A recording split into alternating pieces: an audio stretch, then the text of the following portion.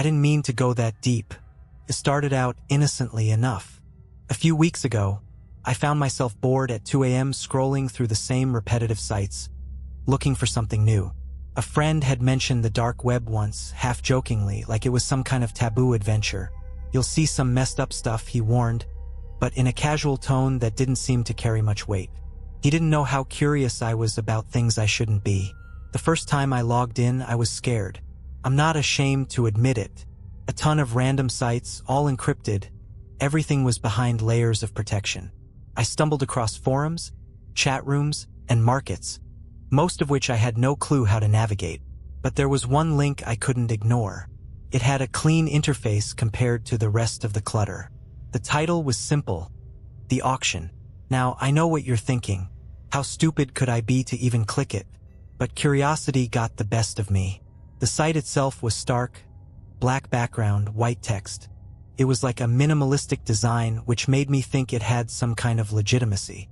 The auction was live, and the item was listed in the top corner. But when I looked closer, my heart dropped. The listing was strange. The description didn't make sense at first. Bid for your choice, what you desire most. It's all for the highest bidder. At first, I thought it was some weird scam, or maybe it was one of those deep web prank sites. But the longer I stayed, the more unsettling it became. I refreshed the page, and another item was listed. This one had a photo attached, of a person I didn't recognize tied to a chair. The auction item was labeled simply, Subject B, 5 p.m. Don't miss your chance. The bidding numbers started going up, and it wasn't just a handful of dollars. The amount quickly skyrocketed. One bid was placed for $10,000, then another for $50,000. My stomach turned. Who was bidding on this person and why? What the hell was going on here? I shouldn't have stayed, I know, but I was hooked. Just like that, I was sucked in. I kept watching, scrolling, and even though I had no idea what was happening, I couldn't turn away. And then it happened. The next listing came up. It wasn't a person, but something else entirely. Something far worse. The new listing was unlike anything I had ever seen before. At first glance, I thought it was a mistake, or maybe some kind of messed up joke. It was a video marked simply as real or fake. Your decision. I clicked it. What I saw, I can't forget. The video was grainy, like something filmed on an old camcorder. A dark room, dimly lit, with the sound of breathing that was heavy and labored. At first, I couldn't tell what was going on. It looked like a person was moving, squirming on the floor, but their face was blurred out. The image kept flickering, like the camera was struggling to stay in focus. Then, the camera jerked, and a loud crash echoed through the audio. The figure, still blurry, but unmistakably human, let out a desperate scream. I froze. My heart was pounding in my chest. Whoever was behind this wasn't playing games. The camera zoomed in, and what I saw next made my blood run cold. In the corner of the room on a table was a human skull. Not an ordinary skull, but one that had clearly been altered, scratched, carved with strange symbols. Around it were random items. Knives, rope, wires, and other things I didn't recognize. The video cut to another angle. Now the person on the floor was visible. Their body was contorted unnaturally, clearly struggling to break free from something. An unseen force, perhaps, or something more horrifying. The sound of a door creaking open echoed from the background, and the figure's eyes widened in terror. That's when I realized the auction wasn't just for things. It wasn't just about selling objects or stolen goods. It was for control over real lives. Before I could process what I was seeing, the auction timer on the screen began counting down, each second increasing my anxiety. The item description updated. Subject C. 3 minutes remaining. Bid now. The video shifted again, and there, in the frame, was the figure from the beginning. Someone had dragged them into the light. I could finally see their face. It was a man, young, no older than 30, with shaggy brown hair. His eyes were wide in sheer terror. I felt something twist in my gut. This was real. This wasn't just some sick fiction. The auction wasn't about objects at all. It was about human lives, or worse, human suffering. I didn't know what to do. The site had a chat feature, and dozens of messages popped up, all bidding for this man. The numbers were climbing at an alarming rate. I knew then I had gone too far. I had no business being here. But before I could close the tab, something strange happened. A message appeared in my inbox from an unknown user. "Don't leave. We're watching you." I stared at the message for what felt like an eternity. My fingers hovered over the keyboard, but I couldn't move. My heart was pounding so hard in my chest I thought it might burst. I quickly looked around my room, as if someone might be watching me from the dark corners. But the room was empty, silent, except for the sound of my rapid breathing. The message just sat there on my screen, mocking me. "Don't leave. We're watching you." I had no idea what to do. Part of me wanted to shut my computer down, pull the plug, and pretend this never happened. But another part of me, call it stupid curiosity or whatever dark impulse was pushing me forward, kept me glued to the screen. I tried to close the chat, but the window wouldn't close. My cursor moved sluggishly, like I was being forced to stay. Then, another message popped up. "You're already part of the game. You bid, you stay." My throat tightened. I hadn't placed any bids.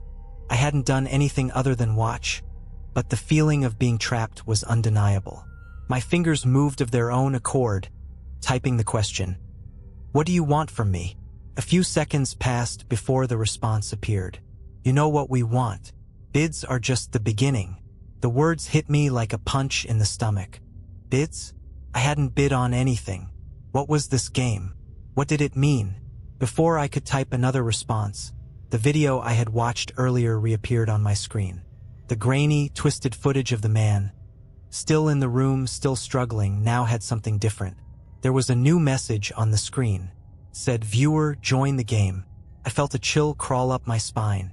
I hadn't even realized it, but my eyes had been glued to the screen the whole time. The camera zoomed in on the man's face again. His eyes were wide, pleading, almost as if he could see me through the screen. And then, with a sudden, brutal clarity, I noticed something I hadn't before.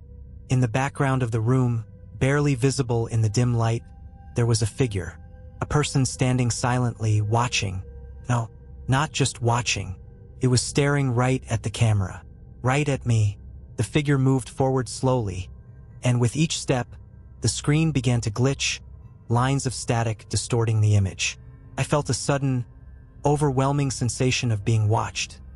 Like the figure in the video was no longer on a screen but right behind me. I whipped around, heart hammering in my chest, but there was nothing, just the empty room. But when I looked back at the screen, the message had changed. "Welcome to the next phase." I tried to log out. I clicked everything I could, but nothing responded. I was stuck, and then the camera on the screen flickered again. The man's mouth opened wide, but the sound that came through wasn't his voice. It was a low, growling whisper, barely audible. "You're not leaving." The timer on the auction page had stopped. No new bids, no countdown, and then the screen went black. For a moment, everything was still. The screen went black, but my heart didn't stop racing. I sat frozen in front of my computer, staring at the empty monitor. The weight of silence in my room felt suffocating. I could feel my pulse in my ears, my fingers tingling with adrenaline. I thought maybe, just maybe, the whole thing had been some sick prank. Maybe the website was designed to mess with people's heads, to draw them in and leave them terrified. Maybe it was over, and I could breathe again. But then, without warning, a new message popped up on the screen. It was short and to the point. "Get out." I froze. I hadn't typed anything. The message came through on its own, like it had been sent by someone or something else.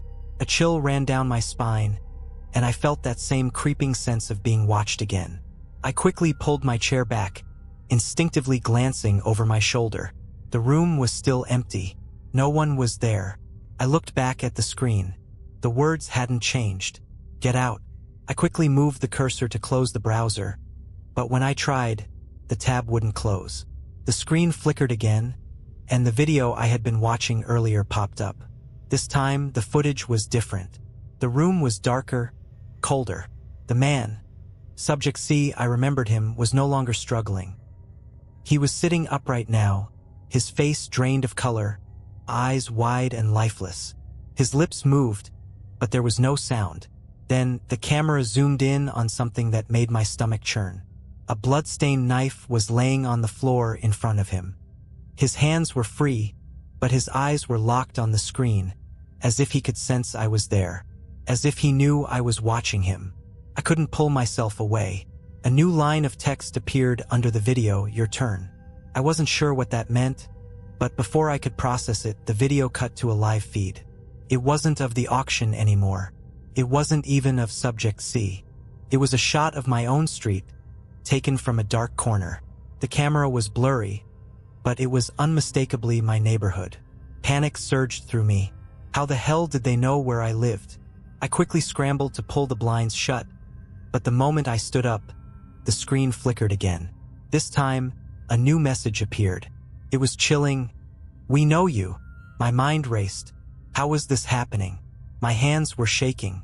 I tried to close the browser again, but it was like I had no control over my computer anymore. The screen wouldn't respond. It was like the dark web was alive, watching, manipulating my every move. Suddenly, the sound came back, the static growl from earlier. But this time, it was louder, like someone was whispering directly into my ear. "You wanted to see it. Now it's your turn." I turned around, my heart pounding in my throat, but there was still no one there.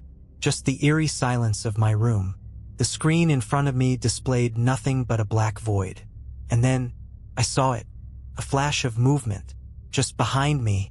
I whirled around, my heart slamming against my chest. My breath caught in my throat. The room was still empty. The shadows clung to the corners like they always did. Nothing was out of place. But that feeling, the one that you can't shake, the one that tells you someone is right behind you, even though you're alone, was crawling up my spine. I checked the hallway. Nothing. I stood there for a moment, listening, straining to hear anything that didn't belong. The only sound was the rapid beat of my own pulse in my ears. I stepped back toward the desk, staring at the screen. The video was still playing, but the image had changed again. Now, there was nothing but static. And then, through the static, a single figure appeared in the center of the screen. It was me. The camera zoomed in on my face, distorted and glitching, just like the other videos. But this time, I wasn't on the screen in front of me. I was in the reflection, watching my own terrified expression as it appeared in the flickering pixels. The reflection was wrong, though. My eyes were wide, not out of fear, but something darker, something inhuman. I felt my stomach twist. I wasn't looking at myself anymore. I was looking at something else, something that looked like me but wasn't. "Get out. It's already too late." The text on the screen blinked. "You've seen too much." I couldn't think, couldn't breathe. I just stared at the screen, paralyzed. How had they done this? How had they hacked into my own computer, my own webcam, my own life? I felt a rush of cold air against the back of my neck. I turned, faster this time, heart racing. The figure in my doorway wasn't human. It wasn't like a person standing in the dark. It was more like a shadow, a distortion in the air. It moved unnaturally, jerking from one position to the next like it was glitching in and out of existence. The edges of it seemed to bleed into the walls, twisting and pulsing, like something was trying to push through. For the briefest moment, I thought it was just my mind playing tricks on me, a side effect of too much fear, too much horror. But then it moved closer. It didn't have a face. It didn't have a body in any way I could understand. It was just wrong. I couldn't comprehend what I was looking at, and yet I couldn't look away. My feet were glued to the floor as it took another step, and then another. Closer. The air in the room grew heavy, thick with an unbearable sense of dread. The figure raised one of its arms, if you could even call it an arm, and pointed straight at me. My heart skipped a beat. The only thing I could do was stare, frozen in place. And then I heard it. A voice. It wasn't coming from the figure, but from somewhere deep within my own head. It whispered, no, commanded, something I couldn't understand. The words were distorted, layered over each other, like a dozen voices speaking at once. "You are ours now." Couldn't breathe, couldn't scream. I couldn't move. The figure stepped forward. Every inch of its movement was agony. I could feel its presence in my bones. The space around it seemed to bend, like reality itself was folding in on me. And then it touched me. I screamed, finally out of instinct, but it was like the scream didn't come from me. It was swallowed by the darkness, the figure's unnatural presence pressing in on all sides. The world around me began to twist, and in the midst of the chaos, one final message appeared on the screen. You're part of the game, forever. The world was no longer my own. I tried to scream again, but the sound choked itself in my throat. The figure, whatever it was, loomed closer, its presence filling the room. It didn't move in the way people do. It was like it was both everywhere and nowhere at once, as if the very air was its shape. The closer it got, the colder the room became, the darkness wrapping itself tighter around me. My hand trembled, reaching for the desk, desperate for something to hold on to. The screen flickered once more, and then the words came again. You're part of the game, forever. I didn't understand what that meant. What game? This wasn't a game. I wasn't part of anything. This couldn't be happening. But my body refused to listen to my mind. I was frozen, unable to escape. My heart thudded louder and louder, threatening to burst from my chest. The figure was closer now, so close that I could feel a strange pressure in the air, like something was pushing against my skin. I tried to move, but my body wouldn't respond. It felt as if the air had thickened, as if the room had turned into a trap. And then, with a terrifying slowness, it spoke. Its voice wasn't like any human voice I'd ever heard. It was layered, fractured, as if it was the echo of 1,000 souls murmuring all at once. You shouldn't have looked. I wanted to look away, to close my eyes, to escape, but I couldn't. The words slithered into my brain, burrowing deep inside, and suddenly the room felt too small. It felt like the walls were closing in on me, pressing harder and harder, suffocating me. The figure's shape seemed to stretch unnaturally, contorting, bending in ways that couldn't be real. It wasn't even a human form anymore. It was just wrong. Then, like a twisted illusion, its face appeared. At first, I didn't recognize it. It was a patchwork of features. Eyes that weren't eyes, mouths that didn't belong. Its face was stitched together with impossible fragments, like a nightmare made flesh. But as it drew closer, I saw something else, a reflection of me. My own face, my own terror, twisted and fragmented on the monster's disjointed features. That's when it hit me. The face wasn't a reflection. It was my soul. My very essence had been pulled into that thing. I collapsed to the ground, my legs giving out beneath me, but the figure wasn't finished. It reached down with its cold, inhuman hand and touched my forehead. The touch was ice, freezing my entire body. The room spun, my vision blurred. I felt like I was being ripped from myself, like I was being stretched, torn apart. Something cold and invasive was crawling through my skin, through my mind. The screen flickered again, showing nothing but a mirror image of my face. Twisted, deformed, trapped within the thing. You're in the game now. I gasped for air, but it wasn't just air I was gasping for. It was something much worse. My body fought to break free, to move, but my hands remained glued to the floor.